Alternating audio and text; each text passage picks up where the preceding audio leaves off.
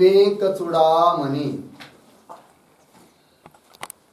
विवेक चूडामणी ग्रंथ में श्लोक नंबर 120. ठीक है, तो एक बार श्लोक का पुनः उच्चारण करते हैं सब मिलकर. निष्ठस्य सत्वस्य भवन्ति धर्माः स्वमानिताद्या नियमायमाद्याः श्रद्धा च भक्तिश्च मुमुक्षुता च दैवी च सम्पत्तिरसन्निवृत्तिः. ठीक, तो इस श्लोक का चिंतन कल कुछ हम लोगों ने किया था और आगे कुछ बचा हुआ चिंतन को बढ़ाते हैं. बात ये चल रही थी कि जब पीछे माया का निरूपण हुआ तो कहा था कि त्रिगुणात्मिका माया 3 गुण वाली है. कौन? माया. सत्वगुण, रजोगुण और तमोगुण से युक्त है. और वो जो 3 गुण है वो भी अपने अपने कार्य से प्रसिद्ध है, ये बात कही थी. फिर प्रसंगवश उस रजोगुण का क्या स्वरूप है, क्या कार्य है, तमोगुण का क्या स्वरूप है, क्या कार्य है, इस बात का विचार किया. उसके बाद क्रमशः नंबर आया सत्वगुण का. तो सत्वगुण का भी स्वरूप बताया. और जो सत्वगुण होता है कि जिसमें सत्वगुण अधिक होता है और रजोगुण तमोगुण होने पर भी उन दोनों के द्वारा जो सत्वगुण अभिभूत नहीं हुआ है, अनभिभूत है, ऐसा जो सत्वगुण, क्यों जिस समय तमोगुण नहीं है बिल्कुल और किंचित रजोगुण से मिश्रित ऐसा जो सत्वगुण है, उस सत्वगुण के क्या क्या धर्म होते, क्या कार्य होते हैं, इस बात को कह रहे हैं. तो कल कहा था अमानिताद्याः, अमानिता आदि आदि. तो अमानितादि 20 धर्म बताए. उसमें से कुछ धर्मों का विचार हम लोगों ने किया. ठीक है जी. उदाहरण अमानित्व, अदम्भित्व, अहिंसा आदि आदि. उसके बाद अंतिम कल बताया था जन्म मृत्यु जरा व्याधि दुख दोषानुदर्शनम. इसमें भी सब बातों का विचार किया. जन्म क्या है, मृत्यु क्या है, जरा क्या है, और उन सबों में दोषों का अनुशीलन करना है, ये बात कही थी. जिसमें सत्वगुण अधिक होता है उसमें ये सब धर्म होते हैं.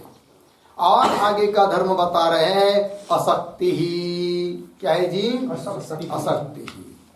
तो असक्ति शब्द का अर्थ लिखते हैं पुत्रादिषु प्रीति त्यागः. पुत्रादिषु प्रीति त्यागः. ठीक, देखिए पुत्र आदि, पुत्र, पत्नी, घर, सब बाकी की चीजें, इन सब में जो अत्यधिक जो प्रीति होती है उसका त्याग, इसका नाम है क्या? असक्ति. 2 शब्द अलग है, आसक्ति, असक्ति. आसक्ति का मतलब होता है अत्यंत राग, अत्यंत प्रीति, है कि नहीं. और असक्ति मतलब प्रीति का अभाव. समझ में? आसक्ति, असक्ति. यहाँ पर धर्म कौन सा बता रहे हैं? असक्ति. ठीक है जी, ये बात हुई. इसके बाद आता है अमानितादि में अनभिष्वंग. ठीक है, तो इसका भी अर्थ लिखते हैं पुत्र कलत्र आदि नाम,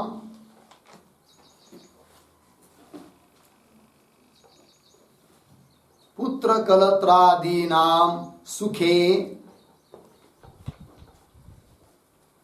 दुखे अहम एव सुखी, अहम एव सुखी दुखी इति अध्यासाभावः. इति अध्यासाभाव, अध्यास अभाव. अर्थ समझ लेंगे. 2 शब्द अपने पास है, अभिष्वंग और अनभिष्वंग. तो अभिष्वंग क्या होता है वो समझ में आया तो अनभिष्वंग समझ में आता है। अभिष्वंग का मतलब होता है जैसे समझ लीजिए कोई गृहस्थी व्यक्ति है और उसके पुत्र पत्नी आदि है, कलत्र मतलब पत्नी, पुत्र पत्नी आदि है। क्या होता है उसकी अपने घर वालों के प्रति इतनी आसक्ति होती है, इतनी प्रीति होती है कि समझ लीजिए पुत्र सुखी हुआ तो ये क्या समझता है, पुत्र धष्टपुष्ट हुआ ये स्वयं को ही क्या समझता है, मैं धष्टपुष्ट हो गया हूं। और समझ लीजिए कदाचित पुत्र या पत्नी दुखी हुई, बीमार हुई तो ये क्या समझता है, मैं ही दुखी हो गया हूं। अत्यंत आसक्ति इसको बोलते हैं, अत्यंत स्नेह, अत्यंत प्रीति, है कि नहीं। इस प्रकार का जो भाव है इसको बोलते अभिष्वंग। ये क्या हुआ जी, अभिष्वंग। और इस प्रकार के अभिष्वंग का अभाव उसको कहेंगे क्या, अनभिष्वंग। ठीक है जी। तो क्या लिखा है देखिए, पुत्र कलत्रादि नाम सुखे दुखे। पुत्र कलत्रादि सुखी होने पर अथवा दुखी होने पर ये समझता है क्या, अहम सुखी, मैं ही सुखी हो गया हूं, अहम दुखी, मैं ही दुखी हो गया हूं, इति अध्यास। ये अध्यास है, भ्रम है वो, लेकिन ऐसा है नहीं, समझता है ऐसा, है कि नहीं। और इस प्रकार के अध्यास का जो अभाव उसको कहते हैं क्या जी, अनभिष्वंग। जिसमें रजोगुण तमोगुण अधिक होते हैं उसमें अभिष्वंग रहता है, और जिसमें सत्वगुण अत्यधिक होता है उसमें क्या हो जाता है, धर्म अनभिष्वंग। ठीक है जी। चलिए आगे, 14 हो गए। 15वां धर्म बताते हैं। क्या आया था 15वां, समचित्तत्वम। किसमें, तो वहां का एक पूरा वाक्य है श्लोक में, क्या, इष्टानिष्टोपपत्तिषु नित्यम समचित्तत्वम, ऐसा है वो। कल श्लोक लिख के दिया था ना, उसमें क्या, इष्ट अनिष्ट उपपत्तिषु नित्यम समचित्तत्वम, एक पूरा हो जाता है। तो मतलब क्या, तो बताते हैं। इष्ट लिखेंगे, इष्टानिष्टयोः उपपत्तिषु,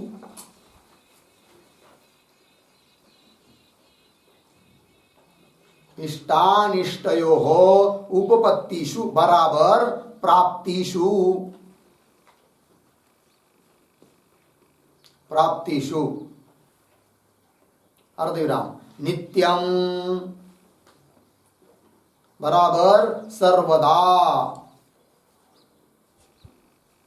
सर्वदा अर्धविराम, समचित्तत्वम, समचित्तत्वम बराबर हर्ष विषाद शून्यत्वम, हर्ष विषाद शून्यत्वम।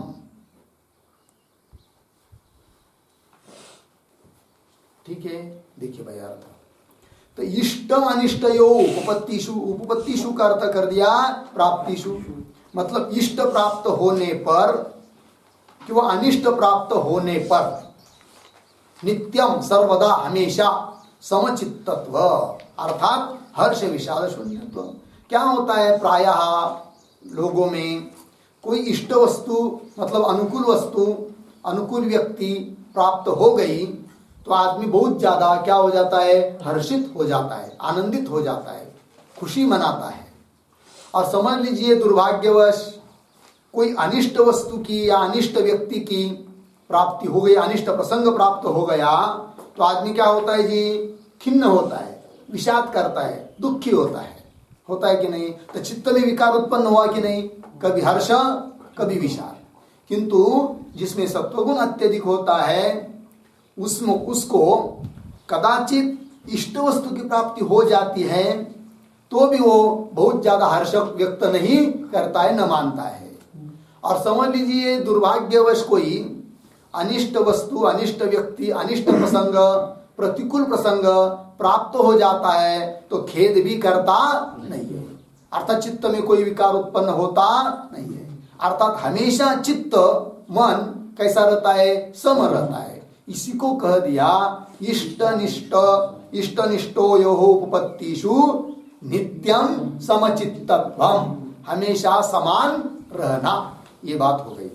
तो वही लिखा समचित तत्व का अर्थ लिखा है हर्ष विषाद शून्यत्वम, हर्ष शून्यत्वम विषाद शून्यत्वम। चाहे कैसा भी प्रसंग प्राप्त हो जाता है जीवन में तो न बहुत ज्यादा हर्षित होना है न बहुत ज्यादा दुखी होना है, समान रहना है।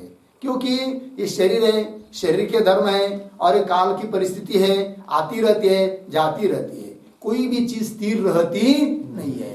क्योंकि प्रपंच का संसार का नाम ही है चलनशील, संसरति इति संसार है कि नहीं। और एक स्थिर वस्तु एक ही एक है और वो कौन है? कौन है वो?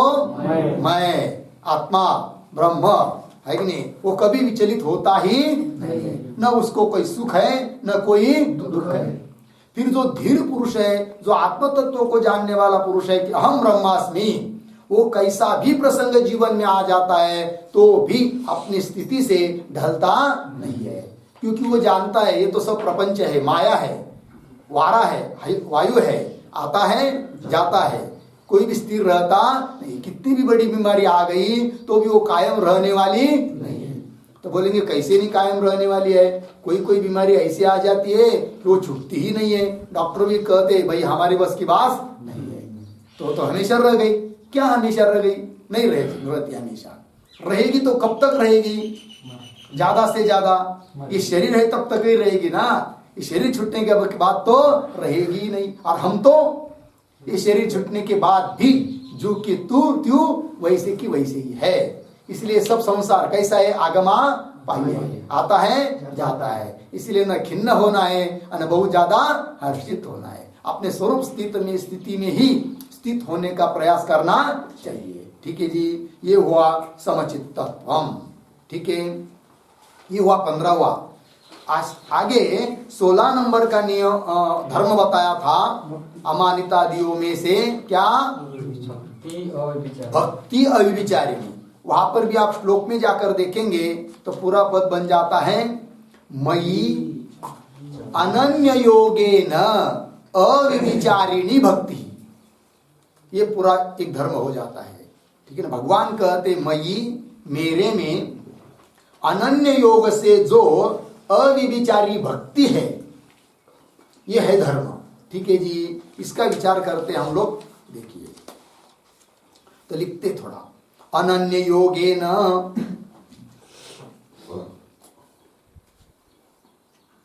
अनन्य योगेन बराबर अपृथक समाधिना,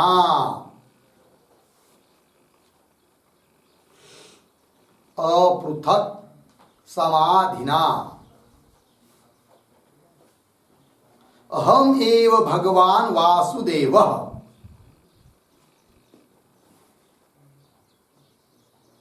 अहम एव भगवान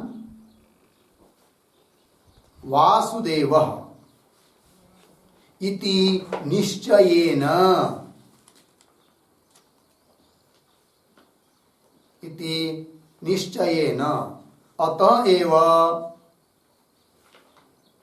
अतएव स्वात्मभूते मयि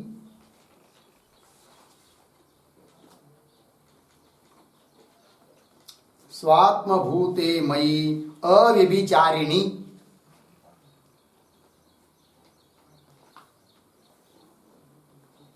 अव्यभिचारिणी बराबर ऐकांतिकी भक्ति ही।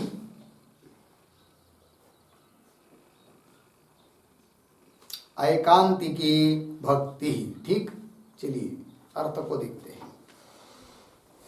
अनन्य योगेन, अनन्य योगेन का अर्थ कर दिया अपृथक समाधिना, है कि नहीं। मतलब अपना अंतःकरण को अलग रूप से कहीं समाहित किया नहीं है, भगवान में समाहित किया है, अपने स्वरूप में समाहित किया है, लगाया है। उसी का अर्थ कर रहे अहमेव भगवान वासुदेव इति निश्चयेन। तो अनन्य योगेन इस शब्द का क्या अर्थ हुआ? अहमेव भगवान वासुदेव। अपृथक समाधि ना, इसका अर्थ है क्या कि मैं ही भगवान वासुदेव हूं, इस प्रकार के निश्चयेन अव्यभिचारेण। क्या? अतएव अव्यभिचारी अनन्य योग से, है कि नहीं। इस प्रकार के निश्चय से, निश्चय होने के कारण अतएव स्वात्मभूते मयि, स्वस्वरूप ऐसा जो मैं, क्योंकि भगवान और वो भक्त कोई अलग है ही नहीं है, उपाधिकृत भेद है, और उपाधिकृत भेद को हटाकर मैं ही वासुदेव हूं ऐसा चिंतन करने पर स्वात्म स्वरूप मेरे में अविचारिणी, अविचारिणी का अर्थ कर दिया एकांतिकी, एकांतिका, ऐसी जो भक्ति है जिसका कभी भी विचार होता नहीं है, ऐसी जो भक्ति, ये भी क्या है, अमानितादियों में एक धर्म है जो कि सत्वगुण का कार्य है। ठीक है, चलिए उसके बाद है क्या, विविक्त देश सेवित्वम। क्या है जी आगे, सेवित्वम पर लिखा था ना आंकड़ा 17 नंबर, तो वो पूरा धर्म हो जाता है विविक्त देश सेवित्वम,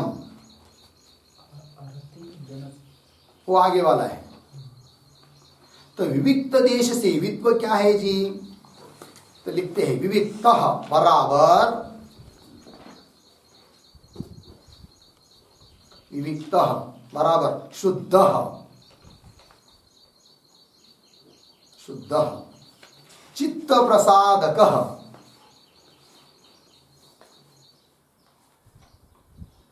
चित्त प्रसादक यह देश,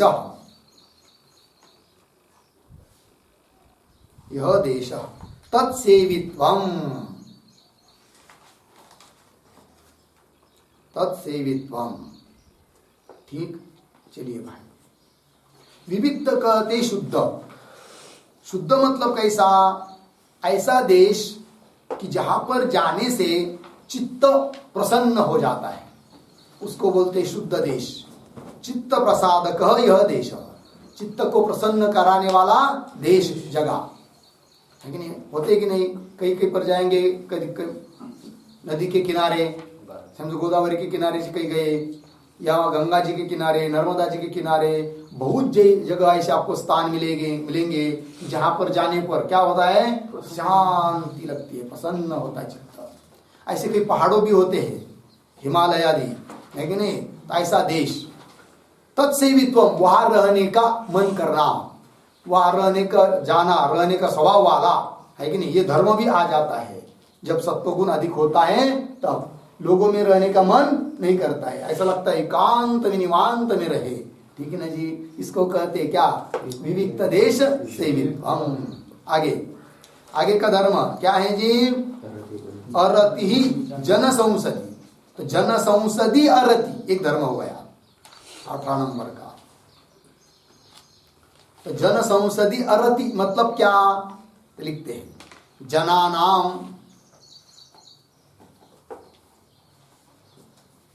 जनानाम बराबर वैषयिकानाम, मनुष्याणाम, वैषयिकानाम, मनुष्याणाम संसदि, संसदि बराबर सभायाम,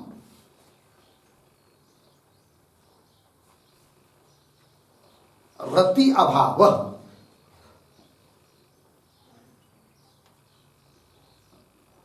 रति अभाव। ठीक है जी, देखिए भाई, वैश्विक विषयासक्त जो लोग हैं, ऐसे जो संसारी लोग हैं, उनके संसदी, उनके सभा में, उनके समूह में रति का अभाव है कि नहीं, उन लोगों में रहने का मन नहीं करता है कि नहीं। संसारी जिसमें सत्वगुण बहुत ज्यादा बढ़ जाता है, जो पारमार्थिक व्यक्ति हो जाता है कि नहीं, जो साधना परायण है, उसको ऐसा नहीं लगता क्या कि लोगों में जाके रहो, गया भी भूल से तो वहां मन नहीं लगता है उसका, एक दिन में भाग के आता है, ज्यादा से ज्यादा एक मुक्का, और ज्यादा रहना भी नहीं चाहिए घर में। साधक को ज्यादा दिन रहेंगे, उनका अन्न खा खा कर वैसी बुद्धि बन जाएगी, फिर वैसे ही होने लग जाएंगे। ठीक है ना, है कि नहीं। और जिसमें सत्वगुण ज्यादा होता है ना, और रहने का मन भी नहीं करता है, वो बोलते चलो भाई उधर मंदिर में कहीं रहेंगे, भिक्षा मांग कर खाएंगे, भगवान का भजन करेंगे। ठीक है ना जी, तो क्या बोलते इसको, जन संसदी अरति, लग गया जी। प्रत्याभाव, प्रीतियाभाव, ठीक है। आगे चलेंगे, ये हुआ 18वां नंबर। अब आगे 19 नंबर का धर्म है अध्यात्म ज्ञान नित्यत्वम, तो उसको भी समझ लेंगे। तो लिखते उसके ऊपर अध्यात्म ज्ञान नित्यत्वम के ऊपर, आत्मानम अधिकृत्य, आत्मानम अधिकृत्य प्रवृत्तम,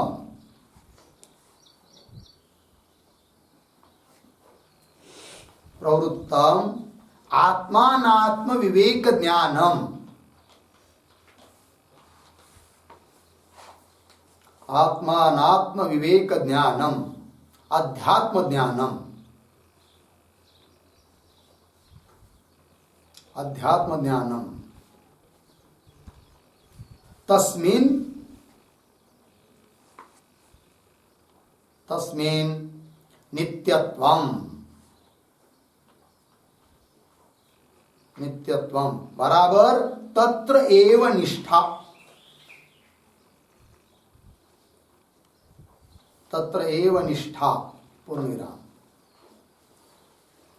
त्वं पदार्थ शोधनैक परत्वम इति यावत्, त्वं पदार्थ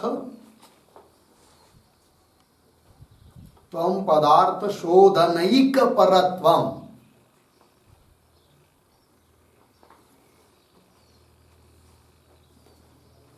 शोधनैक परत्वम इति यावत्, ठीक है जी। चलिए भाई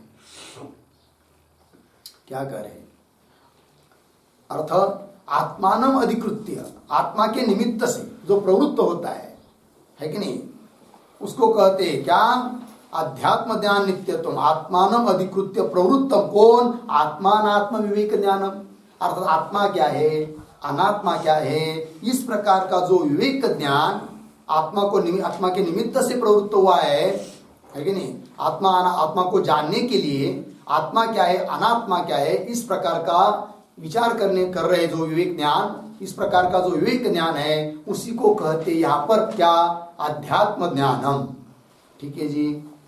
आत्मानम अधिकृत्य प्रवृत्तम आत्मानात्म विवेक ज्ञानम, आत्मा और अनात्मा का विवेक ज्ञान, इसका नाम हुआ क्या, अध्यात्म ज्ञान। और तस्मिन, उसमें ही नित्यत्व, अध्यात्म ज्ञान नित्यत्व, तो उस प्रकार के आत्मा अनात्मा विवेक ज्ञान में नित्यत्व मतलब क्या भाई, तत्र एव निष्ठा, उसी में नितराम स्थिति, निष्ठा मतलब क्या, कुल मिलाकर तात्पर्य कहना हो तो त्वं पदार्थ शोधनैक परत्व, अध्यात्म ज्ञान नित्यत्व का अर्थ क्या हुआ, त्वं पदार्थ शोधनैक परत्व मतलब क्या, तत्वमसि महावाक्य में तत् त्वं असि 3 पद है कि नहीं, तो त्वं पद का अर्थ क्या है, तत्पद का वास्तविक अर्थ क्या है, असि पद क्या कहता है, इनमें ही लगा रहना, इसी को कहते अध्यात्म ज्ञान नित्यत्व, अर्थात मैं कौन हूं, इस खोज में ही जो रात दिन चिंतन करते रहता है वो हुआ, वो क्या, उसमें क्या धर्म हुआ, अध्यात्म ज्ञान नित्यत्व। मैं शरीर नहीं हूं, मैं प्राण नहीं हूं, मैं मन नहीं हूं, मैं कौन हूं, कि जिसको त्वं पद से बोला गया है महावाक्य में, तब त्वं असि, वो मैं कौन हूं, इस चिंतन करना यही हुआ अध्यात्म ज्ञान नित्यत्व। ठीक, आगे चलेंगे। और 20 नंबर का आगे का धर्म है कौन सा जी, तत्व ज्ञानार्थ दर्शनम, ठीक है। तो इसको भी लिखते हैं, तत्व ज्ञानार्थ दर्शनम क्या है,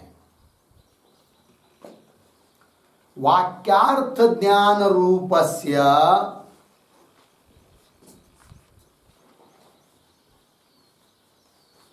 वाक्यार्थ ज्ञान रूपस्य तत्वज्ञानस्य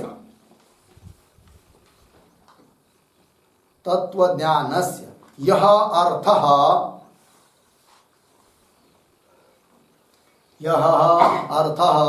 फलम मोक्षः तस्य दर्शनम् तस्य दर्शनम बराबर आलोचनम, आलोचनम पूर्ण विराम। तत्वज्ञान फल आलोचने, तत्वज्ञान फल आलोचने ही तत्साधने प्रवृत्ति ही स्यात्, तत्साधने प्रवृत्ति ही स्यात् इति भावः। प्रवृत्ति ही स्यात् इति भावः। ठीक, चलिए अर्थ देखते हैं। तत्व ज्ञानार्थ दर्शनम, तो वाक्यार्थ ज्ञान रूपस्य तत्व ज्ञानस्य, है कि नहीं, जो श्रुति के वाक्य हैं उन वाक्य के अर्थों का जो ज्ञान रूप तत्व ज्ञान, उस तत्व ज्ञान अहम ब्रह्मास्मि इत्याकार तत्व ज्ञान, तत्व ज्ञानस्य यह अर्थ, अर्थ बराबर फलम, इस तत्व ज्ञान का जो फल है, क्या फल है जी? मोक्ष। तत्व ज्ञान का फल क्या है? मोक्ष। क्योंकि तत्व ज्ञान हुआ तो मोक्ष, मोक्ष के लिए कारण कौन है? साक्षात ज्ञान, जिसको तत्व ज्ञान बोलते हैं। ठीक है जी।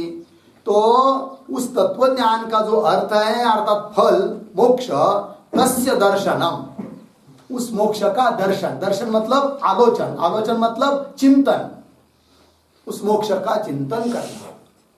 बोलेंगे क्यों करना उसका चिंतन? तो मोक्ष स्वरूप का चिंतन करेंगे तभी तो उस मोक्ष का साधन जो ज्ञान, उसमें क्या होगी? प्रवृत्ति होगी। वही लिखा अंतिम के वाक्य में, तत्व ज्ञान फल आलोचने, तत्व ज्ञान का जो फल है मोक्ष, उसका जब चिंतन करेंगे तो मोक्ष का स्वरूप क्या है, बंधन क्या है, बंधन के सापेक्ष मोक्ष है, तो बंधन में क्या क्या हानि है और हमको क्या चाहिए, मोक्ष है, तो मोक्ष प्राप्त होगा तो क्या स्थिति होगी, इसका जब हम लोग चिंतन करेंगे तो बहुत बड़ा फल दिखने पर उसके साधन में क्या हो जाती है, प्रवृत्ति हो जाती है। तो तत्व ज्ञान फल आलोचने ही तत्साधने, है कि नहीं, उस मोक्ष का जो साधन है उसमें आदमी की क्या होती है, प्रवृत्ति होती है। इसीलिए जिसमें सत्वगुण अधिक होता है उसमें ये भी धर्म होता है, कौन सा, तत्व ज्ञानार्थ दर्शन। ठीक है। तो अमानिता आदि कितने धर्म बताए, 20 धर्म बताए जो कि गीता में कहे हुए हैं। ठीक, इसके बाद श्लोक में आता है पद नियमाः। क्या आता है जी, नियम। अब नियम मतलब क्या, नियम की व्याख्या क्या है और वो नियम कौन कौन है, इसका भी विचार हम लोग करते हैं। तो व्याख्या लिख लेते हैं नियम की। पहला उसका लिख लीजिए व्याख्या। जन्म हेतुन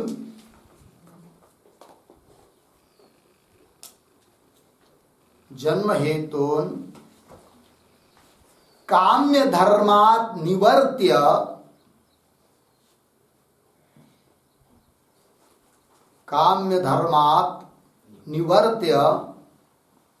मोक्ष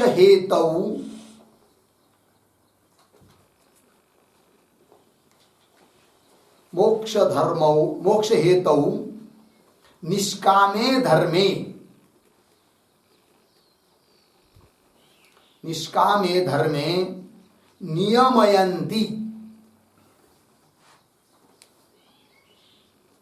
नियमयन्ति बराबर प्रेरयन्ति इति नियमाः।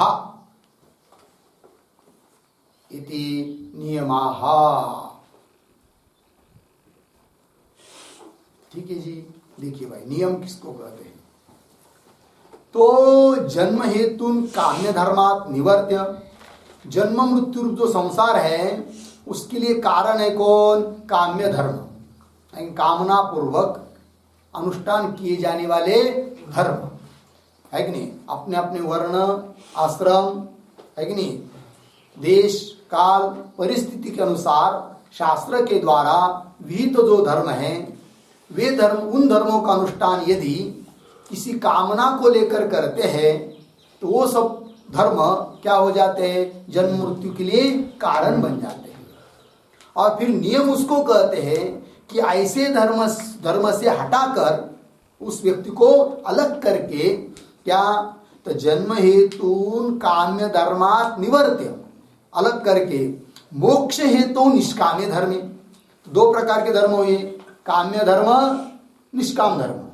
काम्य धर्म किसके लिए कारण है, जन्म के लिए, संसार के लिए, और निष्काम धर्म मोक्ष के लिए।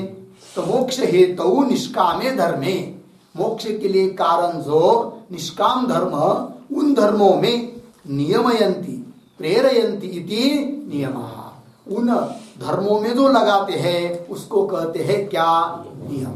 कहने का तात्पर्य क्या हुआ, दो धर्म हुए, काम्य धर्म, निष्काम धर्म। काम्य धर्म से संसार की प्राप्ति, निष्काम धर्म से मोक्ष की प्राप्ति। स्वभावतः जीव की प्रवृत्ति होती है काम्य धर्म के अनुष्ठान में, किंतु नियम जब आ जाते हैं कि जिसमें सत्वगुण बहुत ज्यादा बढ़ता है तो उसमें नियम आ जाते हैं। नियम आ जाते हैं मतलब क्या, वो नियम क्या करते हैं कि उन काम्य धर्म से उसको हटाकर मोक्ष के लिए कारणीभूत जो निष्काम धर्म है उनमें लगा देते हैं, उसी को कहते हैं क्या, नियम। ठीक है, और वो नियम कितने हैं, 5। कौन है वो 5 नियम, तो उसके लिए एक योग सूत्र है, वो सूत्र लिखा देते हैं, फिर वो 5 की व्याख्या करेंगे।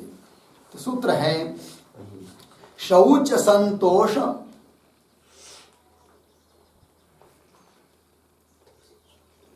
शौच संतोष, तपस्वाध्याय,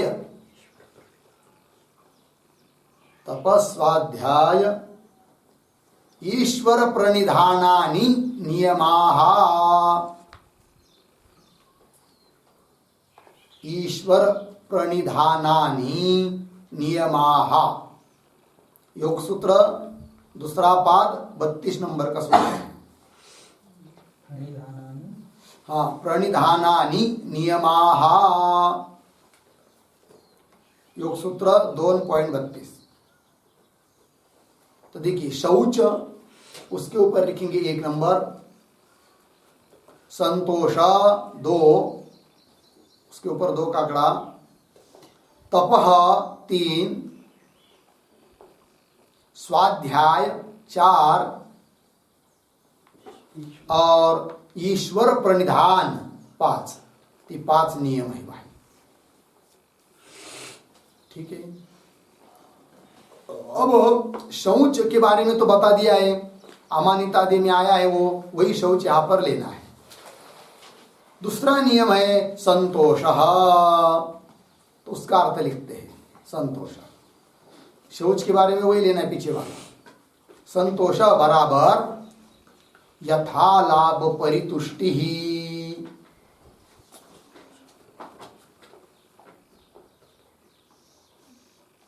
यथा लाभ परितुष्टि। ठीक है जी, यथा लाभ परितुष्टि, बस जो कुछ प्राप्त हुआ है उसमें संतुष्ट हो जाना, इसको कहते हैं क्या, संतोष, है कि नहीं। लेकिन संतोष कहाँ मानना है जी, संसार में। कहाँ नहीं मानना है, परमार्थ में। लोग उल्टा करते हैं, परमार्थ में संतोष कर लेते हैं और संसार में संतोष होता ही नहीं है। मतलब क्या, देखिए भाई, सांसारिक जो लोग होते हैं ना, संसार में कोई थोड़ी बहुत चीज मिल गई तो उस पर संतुष्ट नहीं रहते, और चाहिए और चाहिए और चाहिए। और परमार्थ में कोई बात नहीं, 1 साल किया थी वह की थी वारी 10 साल के पहले, अब भगवान हमको बुलाएगा तब जाएंगे पुनः, नहीं तो कोई जरूरत नहीं, बस हो गया। परमार्थ में क्या मान लिया, संतोष मान लिया। ये गड़बड़ है, उल्टा है कि नहीं। होना क्या चाहिए कि नहीं भाई, हमको तो परमार्थ में उसने 10 लाख नामस्मरण किया, मैं 20 लाख करूंगा। ईर्ष्या नहीं करनी है, लेकिन अच्छे काम के लिए और अपनी ही उन्नति करनी है। लग गया ना जी, अध्ययन, इतने ग्रंथ का अध्ययन हुआ, नहीं और इतना करना है, इतना मुझे मनन निधिध्यासन हुआ, नहीं और करना है। इसमें कभी भी संतोष मानना नहीं। कब तक, जब तक पक्का दृढ़ बोध हो नहीं तब तक। दृढ़ बोध मतलब किस प्रकार कि जैसे इस समय हम लोगों का दृढ़ निश्चय है। कहा किसमें, देह में, है कि नहीं? अपने अपने नाम रूप को लेकर देह में अत्यंत तादात्म्य है ना। इस प्रकार इस तादात्म्य का बाद होकर इसी प्रकार का तादात्म्य जब तक अपने स्वरूप में नहीं होता है, हम ब्रह्मास्मि ये पक्का दृढ़ बोध नहीं होता है, तब तक रुकना ही नहीं है कि नहीं? और संसार में तो संतोष मान लेना है। 4 भाकर की भूख थी लेकिन 2 ही मिल गई, कोई बात नहीं, मिलेगी शाम को, उसमें क्या इतना चिंता करनी है। इसमें क्या हो गया फिर? यथालाभ परितुष्टि, इसको ही कहते हैं क्या? संतोष, ठीक है ना? वही यथालाभ परितुष्टि ही, जितना मिला उतने में संतोष, समाधान, ये हुआ संतोष। तप, तीसरा नियम है कौन? तप। तो तप का अर्थ है एक शब्द में काय शोषणम।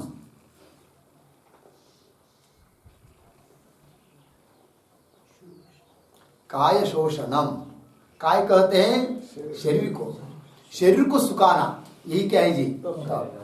शरीर को सुखाना। फिर मतलब क्या? कैसा भी मनमानी सुखाना उसको, ये तप नहीं है। नहीं तो बस भोजन करना छोड़ देंगे तो सूख जाएगा शरीर, वो तप होगा क्या? नहीं होगा, ठीक है ना जी? फिर किसको कहते हैं? एक श्लोक लिख लीजिए। विधिनोक्तेन मार्गेण,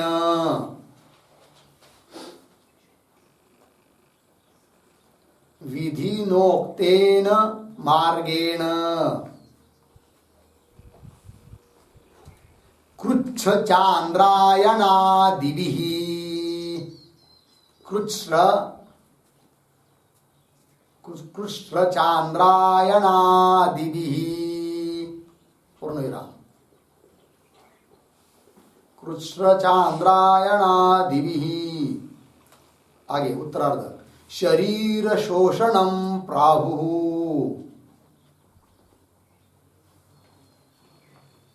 शरीर शोषणं प्राहुः, तापसास्तप उत्तमम्, तापसास्तप उत्तमम्, तापसास्तप उत्तमम्। हो गया? चलिए अर्थ। विधिना उक्तेन मार्गेण कृच्छ चांद्रायणादिभिः शरीर शोषणं तापसाः उत्तमं तपः प्राहुः। ठीक है जी?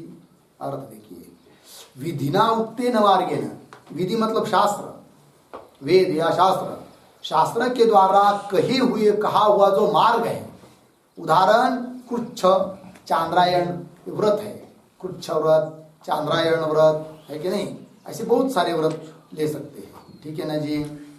हम लोगों को प्रसिद्ध व्रत एकादशी, सोमवार, भगवान की पूजा, नाम स्मरण, ये सब क्या है? तपई है। पुनः शम, दम, इंद्रिय निग्रह, मनोनिग्रह, ये सब क्या है? तो तपई है, ठीक है? तो विधिना उक्तेन मार्गेण कृच्छ चांद्रायण आदि भी, इनके द्वारा शरीर को सुखाना, इसका नाम है क्या? तप। इसको तप बोलते कौन? तापसाह, तपस्वी लोग इसको उत्तम तप बोलते हैं, है कि नहीं? जैसे ब्रह्म मुहूर्त पर उठना, ये भी क्या है? तपई है कि नहीं? भोर में 4 बजे उठना, 4 सवा 4 के आसपास उठना, ये भी क्या है? तप है। मन तो बहुत करेगा, अरे बहुत सोना ही चाहिए, अभी क्यों उठाते हमको पता नहीं, पाठ का समय में भी इतना सुबह नहीं रखना चाहिए, है कि नहीं? 9 के बाद रखना चाहिए, चाहे 12 के बाद, 11:15 बजे उठ गया तो भी काम चल जाएगा, 12 बजे घंटी बजेगी तो भोजन कर लेंगे, फिर उसके बाद पाठ देखेंगे, हुआ तो हुआ, नहीं तो नहीं हुआ। ये नहीं, ऐसे इसको तब नहीं कहेंगे। तब किसको कहेंगे? 4 बजे उठना ही है, चाहे पाठ हो चाहे न हो, चाहे यहाँ हो चाहे कहीं भी रहता हो, लेकिन ब्रह्म मुहूर्त पर उठना ही, ये भी एक प्रकार का तपई है। समझ में आया? गंगा का स्नान, ये भी तपई है कि नहीं? यदि गंगा उपलब्ध है, गंगा मतलब कोई भी पवित्र नदी, है कि नहीं, उपलब्ध है, तो उसमें क्या किया जाता है? स्नान। फिर ठंड लगेगी, ठंडी के दिन है, तो भी कोई बात नहीं, शरीर को सुखाना है ना, सुखने दो उसको, तकलीफ होने दो, ठीक है ना? ये क्या है? सब ऐसा नहीं कि गर्म पानी उपलब्ध है तो कर लिया गर्म पानी से स्नान, और गर्म पानी से स्नान तो करना भी नहीं चाहिए कभी भी, भूल से भी। प्रतिकारक शक्ति, रोग प्रतिकारक शक्ति बहुत कम हो जाती है। हाँ, और जिसको ब्रह्मचारी रहना है ना, उनको तो हमेशा क्या ठंड पानी से स्नान करना चाहिए। और वो भी कब?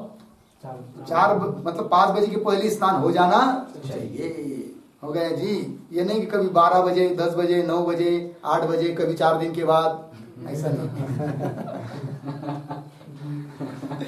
चलो भाई, हो गया, तब समझ में आ गया ना। शरीर शोषणम तपः तापसः तप उत्तमम। हो गया, आगे चलेंगे। नियम में तब बताया, उसके बाद आता है स्वाध्याय। स्वाध्याय को लिखते हैं। स्वाध्याय का अर्थ के प्रणव गायत्री प्रभृति नाम, प्रणव गायत्री प्रभृति नाम मंत्राणाम जपः। प्रणव गायत्री प्रभृति नाम मंत्राणाम जपः। ठीक है जी। चलिए, तो देखिए, प्रणव, प्रणव कहते ओंकार, ओम है कि नहीं? ओम ओम ओम, ये भी जप ही है कि नहीं? क्यों? गायत्री मंत्र, प्रवृत्ति मतलब इत्यादि, तो कोई भी सिद्ध मंत्र ले सकते हैं, है कि नहीं? रामकृष्ण हरि, विठ्ठल विठ्ठल, है कि नहीं? आदि, ओम नमः शिवाय, ये सब क्या है? सिद्ध मंत्र है। इन मंत्रों का जप करना, ये भी क्या है? स्वाध्याय। क्यों? वहां स्वाध्याय शब्द के अर्थ किए जाते हैं अपने अपने शाखा का अध्ययन, लेकिन हम लोग स्वाध्याय का अर्थ करेंगे क्या? शास्त्रों का अभ्यास, वेदांत का चिंतन, अभ्यास, ये क्या है? स्वाध्याय। ठीक है, ये भी क्या है? नियम। हो गया, चलते हैं आगे। 5वां नियम है ईश्वर प्रणिधान। ठीक है जी, तो लिखते इस पर भी, अभिहितानाम, अभिहितानाम, अभिहितानाम, आगे अनभिहितानाम च, अनभिहितानाम च, अनभिहितानाम च सर्वासाम क्रियाणाम, सर्वासाम क्रियाणाम परमेश्वरे,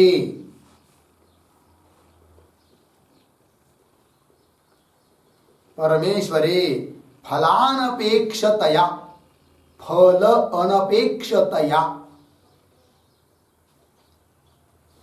फल अनपेक्षतया समर्पणम।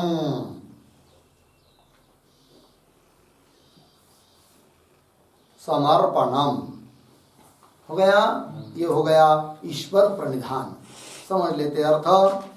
अभिहितानाम अनभिहितानाम च सर्वासाम क्रियानाम, सभी क्रिया, चाहे व्यक्त चाहे अव्यक्त, व्यक्तिगत है कि नहीं, सार्वजनिक, जो भी कोई विहित कर्म कर रहे हैं, हम लोग कर्म कर रहे हैं, क्रिया कर रहे हैं, उस सभी क्रियाओं का परमेश्वर में अर्पण करना, परमेश्वर को अर्पण करना। कैसे? फल अनपेक्षतया, मतलब फल की अपेक्षा न करके, जो भी हम कर्म कर रहे हैं उसका फल न चाहते हुए, ये सब ईश्वर के लिए है कि नहीं? ईश्वर मेरे से करवा रहा है कि नहीं? और ये ईश्वर के लिए ही है, इसका फल मुझे नहीं चाहिए। इस प्रकार को भगवान को अर्पण करना, इसी का नाम है क्या जी? ईश्वर प्रणिधान। हो गया जी, ये भी एक नियम हुआ। तो ईश्वर प्रणिधान, इसके बारे में एक श्लोक लिख लेंगे। कामतो कामतो कामतो वापी, कामतो अकामतो संधि करके, कामतो कामतो वापी, वापी यत् करोमि शुभाशुभम्,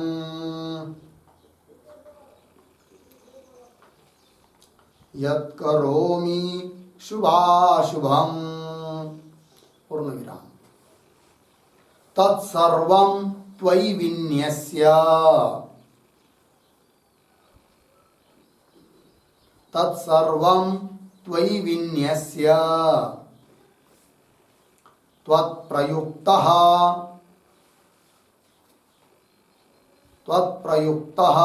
करोम्यहम्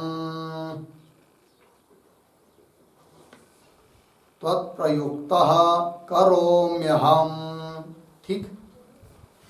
अर्थ पहा, कामतः अकामतः वा अपि यत् करोमि शुभाशुभम, शुभाशुभम यत् करोमि, कामना से चाहे अकामना से जो भी मैं शुभ अथवा अशुभ कर रहा हूं, करोमि, तत्सर्वम त्वयि विन्यस्य, वो सब त्वयि भगवान में अर्पण करके, त्याग करके, त्वत्प्रयुक्त अहम करोमि, बस भगवान आपकी प्रेरणा इसलिए मैं कर रहा हूं, यद्यपि मैं करने वाला भी कुछ नहीं, और जो भी कर रहा हूं ये केवल आपको अर्पण, भगवान को अर्पण करना, इसी का नाम है क्या जी? ईश्वर प्रणिधान। हो गया जी। चलिए, ये 5 नियम भी बताए, तो जिसमें सत्वगुण अत्यधिक होता है उसमें ये भी सब धर्म आ जाते हैं। कौन कौन 5 नियम बताए? शौच, संतोष, तप, स्वाध्याय, ईश्वर प्रणिधान। हो गया जी। चलिए, मूल श्लोक में उसके बाद क्या बताया है? यमाद्याः। ठीक है ना जी। तो यमाद्याः, ये यमाद्याः क्या है जी? तो लिखते उस पर भी यमादिक, ये उसका अर्थ हुआ, तो लिखते हैं यमाः आद्या येषाम्, यमाः आद्या येषाम् आसन प्राणायाम, आसन प्राणायाम प्रत्याहार धारणा, धारणा ध्यान समाधीनाम, समाधीनाम ते अपि,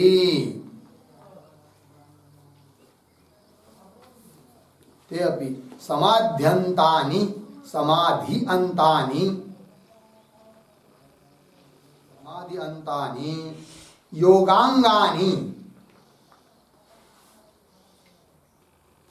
योगांगानि आदिपदेन गृह्यन्ते, आदिपदेन गृह्यन्ते। ठीक है जी।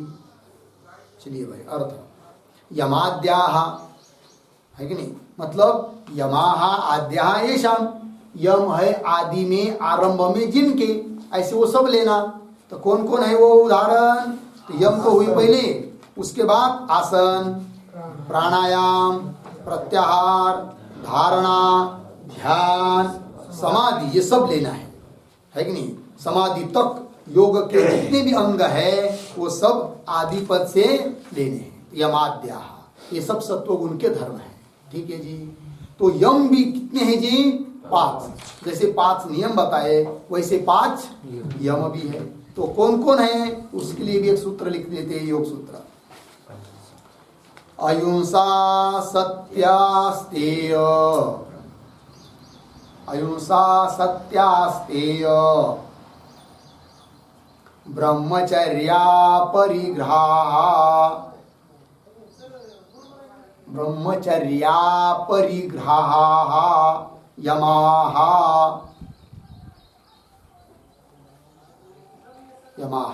योग सूत्र 2.30, दूसरे पाद का 30 नंबर का श्लोक सूत्र। तो इसमें 5 है, तो उस पर आंकड़ा डालिए। अहिंसा, उसके ऊपर 1, सत्य 2, उसके बाद अस्तेय 3, उसके बाद ब्रह्मचर्य 4, और अंतिम अपरिग्रह 5 हुआ। ठीक है। तो अब अहिंसा के बारे में बताने की जरूरत है नहीं, क्योंकि अहिंसा बता चुके हैं। अमानिता आदि में आया था ना अहिंसा, तो वह अहिंसा हो गई। सत्य क्या है? तो लिखते सत्यम, सत्यम बराबर सर्वदा सर्वदा अनृतानभिभाषणम अनृता नृ नलरु अनृताभिभाषणम अनृतानभिभाषणम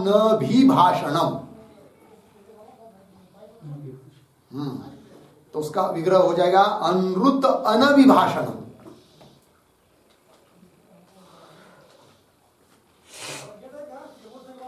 ठीक है जी, अर्थ देखिए। सर्वदा मतलब हमेशा क्या होना चाहिए? देखो भाई, अनृत अनभिभाषण, अनभिभाषणम दो शब्द, अभिभाषणम अनभिभाषणम। अभिभाषणम मतलब बोलना और अनभिभाषणम मतलब न बोलना। तो यहां पर अनभिभाषण है, क्या न बोलना? तो अनृत, क्या जी? अनृत। अनृत कहते झूठा, खोटा, असत्य, है कि नहीं? अनृत अनभिभाषणम, कभी भी सर्वदा कभी भी झूठा न बोलना, मतलब जैसा है वैसा ही बोलना, अन्यथा न बोलने। इसको क्या कहते हैं? क्या? सत्यम, है कि नहीं? थोड़े सरल भाषा में क्या? हमेशा खरा बोलनी, है कि नहीं? किसी किसी आदमी को बहुत बेकार आदत होती है, पल पल पर, वाक्य वाक्य पर झूठा बोलता है आदमी, कोई कारण नहीं तो भी झूठा बोलता है। गंदी आदत होती है किसी को, हो सकती है किसी संस्कार की वश होगी, लेकिन उसको धीरे धीरे क्या करना चाहिए? छोड़ना चाहिए। वैसा तो कोई कारण होने पर भी झूठ नहीं बोलना चाहिए, है कि नहीं? चाहे प्राण चले जाए, प्राण पर कोई सुरी रखे तो भी झूठ नहीं बोलना चाहिए। धर्मराजा जिंदगी भर सच बोले, कभी भी झूठ बोले नहीं। एक बार इतना सा झूठ बोले, वो भी किंचित विकल्प से, नहीं कि नहीं? वो भी उनकी इच्छा से नहीं, स्वयं की इच्छा से नहीं, अन्य की इच्छा से। मान ही नहीं रहे थे। अरे भगवान ने कहा, अरे फिर मरोगे क्या? तुमको झूठ बोलने के लिए कौन कर रहा है? केवल इतना बोल दो ना। क्या? अश्वत्थामा हतः नरोवा कुंजरोवा। अश्वत्थामा तो मर तो गया, बात सही है, मरा तो है ही, हाथी मरा, लेकिन नर मनुष्य मरा कि हाथी मरा ये पता नहीं। लेकिन कितनी चतुराई भगवान की देखी, चतुरा तो शिरोमणि और भक्तरा के पायापासी, भक्तों का रक्षण करना था ना, दुष्टों को मारना था, भगवान को उचित है ये सब। तो जब धर्मराज बोले क्या? अश्वत्थामा, वाक्य पूरा बोल रहे थे, अश्वत्थामा हतः नरोवा कुंजरोवा। तो अश्वत्थामा हत इतना तो सुन लिया, किसने? द्रोणाचार्य जी। आगे की सुनना चाहिए था, और लेकिन सुनने को मिला ही नहीं उनको। बोले धर्मराज, उसी स्वर में बोले, लेकिन भगवान ने क्या कर दिया? सब लोगों को तैयार रखा था कि ढक ढक ढक ढक ढोल बजा दो, शंख बजा दो, अपने अपने क्या ये सब वाद्य बजा दो। तो कितना बोलने के बाद? अश्वत्थामा हत, इतना पूरा हुआ नहीं हुआ, वाद्य बजने लग गए, तो सुनाई नहीं दिया आगे वाला। किसको? द्रोणाचार्य को। कौन सा वाक्य? नरोवा कुंजरोवा। लेकिन उनका इतना पुत्र के प्रति स्नेह था कि वहीं पर उन्होंने क्या? मान आंकड़े के लिए प्राण त्याग दिए। समझ में आया कि नहीं? तो चलो जाने दो। कहने का तात्पर्य, और उनको जब स्वर्ग में जाना था तो उनका पैर का अंगूठा गल गया। बोलेंगे क्यों? झूठा तो बोले नहीं हम जिंदगी भर, लेकिन इतना सा बोले ना तो पैर का अंगूठा गड़ गया। और हम लोग यदि रात दिन झूठा बोलेंगे तो क्या होगा? हमारा बाल भी नहीं जाएगा।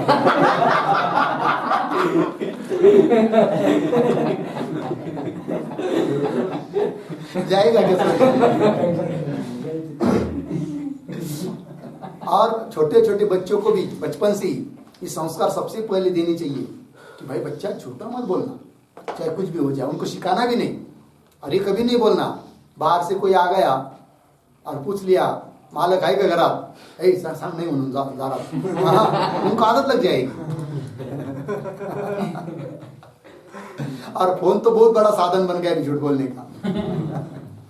जाने दो, कहने का तात्पर्य क्या है जी? सत्यम हो गया। आगे चलते हैं। अस्तेयम, अस्तेयम को लिखेंगे परस्वानपहार,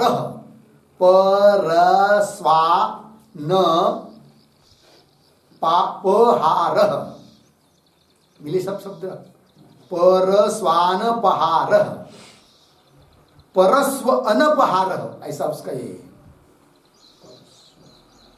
परस्व अनपहार। परस्व, स्व कहते धन को, दूसरे के धन का अपहरण न करना, इसको कहते अस्तेय। थोड़े में कहना हो तो चोरी न करना, है कि नहीं? ये बात है, चोरी की आदत नहीं होनी चाहिए, ठीक है? अस्तेय ये क्या है? यम है। ब्रह्मचर्यम अंतिम है ना?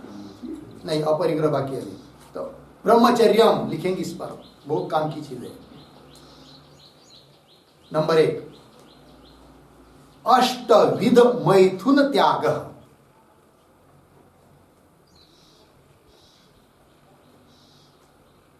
अष्टविध मैथुन त्याग। नंबर 2, उपस्थ संयम। उपस्थ संयम, ठीक? देखिए भाई, ब्रह्मचर्य किसको कहते हैं? 8 प्रकार का मैथुन होता है, उन 8 ही प्रकार के मैथुन का त्याग, इसका नाम है क्या? ब्रह्मचर्य। ठीक है, वो 8 प्रकार क्या है तो कोई लिखने की जरूरत नहीं यहाँ पर, चाहे तो कल लिखा रहेंगे, नहीं तो बाद में लिखाएंगे। और क्यों दूसरा अर्थ किया? उपस्थ संयम, उपस्थ इंद्रिय, उसका संयम करना, इसी का नाम है क्या जी? ब्रह्मचर्य। ठीक है ना? एक श्लोक लिखा देते हैं ब्रह्मचर्य के बारे में, बहुत अच्छा है, याद जो श्लोक में लिखा देता हूं ना, उसको भी याद करते जाइएगा, काम की बात है। एक श्लोक है, कायेन मनसा वाचा, कायेन मनसा वाचा सर्वावस्थासु सर्वदा,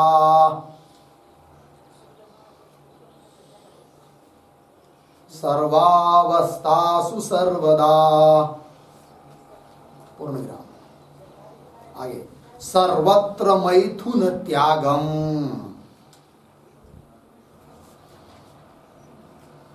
सर्वत्र मैथुन त्यागम ब्रह्मचर्यम प्रचक्षते, ब्रह्मचर्यम प्रचक्षते। हो गया अर्थ देखिए। कायेन शरीर, मन, वाणी, इनके द्वारा सर्वावस्था, सभी अवस्थाओं में, सर्वदा सभी काल में, सर्वत्र सब जगह मैथुन त्यागम, मैथुन का त्याग, इसका नाम है क्या? ब्रह्मचर्य। केवल शरीर से नहीं, मन से भी, काया कायेन मनसा वाचा, है कि नहीं? शरीर से, मन से, वाणी से, सभी अवस्था में, सर्व काल में, सब जगह मैथुन का त्याग, इसका नाम है क्या जी? ब्रह्मचर्य। हो गया जी। चलिए, यम हुआ चौथा, 5वां यम लिखिए, अपरिग्रह। बराबर शरीर स्थिति मात्र हेतु व्यतिरिक्त, शरीर स्थिति मात्र हेतु व्यतिरिक्त भोग साधन अस्वीकार, शरीर स्थिति मात्र हेतु व्यतिरिक्त भोग साधन अस्वीकार, भोग साधन अस्वीकार। हो गया अर्थ देखिए। शरीर स्थिति मात्र है, हम लोगों का शरीर सुव्यवस्थित रहने के लिए, ठीक है जी, हम लोगों का शरीर अच्छी तरह से सुव्यवस्थित रहने के लिए शरीर स्थिति मात्र हेतु, ये जो कारण है, उसके व्यतिरिक्त अन्य जो भोग, अधिक के भोग, और उन भोग का साधन उसका अस्वीकार, उसको क्या कहते हैं? कहने का तात्पर्य जितनी सामग्री से शरीर का गुजारा हो सके उतने रखना और अतिरिक्त सामग्री का त्याग करना, इसका नाम है क्या? समझ में आया कि नहीं? 2 बंगले हैं, 2 जगह आश्रम है, तो एक से काम चल सकता है, तो एक को रखना, एक किसी को दान दे देना, इसको कहते हैं क्या? 10 जोड़ी कपड़ा है, 2 जोड़ी से काम चल जाता है, तो बाकी के कपड़े किसी को दान दे देना, ये क्या हुआ? अपरिग्रह। लग गया? समझ में आ रहा है कि नहीं बात? है कि नहीं? 10 चपाती अपने पास है, 2 से काम हो सकता है, लेकिन शाम को काम आएगा, परसों काम आएगा, सुखा के खाएंगे, हाँ ये परिग्रह होगा। छोड़ दो उसको, बांट दो ना, जो आएगा उसको खाने दो, है कि नहीं? तो वो क्या हो जाएगा? अपरिग्रह, है कि नहीं? तो चलो भाई, देखो पशु पक्षी कभी चिंता करते क्या? रात को क्या होगा? नहीं करते ना। जाने दो, ये क्या हुआ? अपरिग्रह। ये 5 यम में से ये भी हो गया अपरिग्रह, हो गया। बस ये सब सत्वगुण के धर्म है। तो क्या क्या बताया अभी तक? अमानितादि 20 हुए, वो नियमादि 5, यमादि 5, और आगे श्रद्धा भक्ति आदि आगे और कुछ है, उसका विचार हम लोग करेंगे। ओम पूर्णमदः पूर्णमिदं पूर्णात् पूर्णमुदच्यते पूर्णस्य पूर्णमादाय पूर्णमेवावशिष्यते। ओम शांति शांति शांति।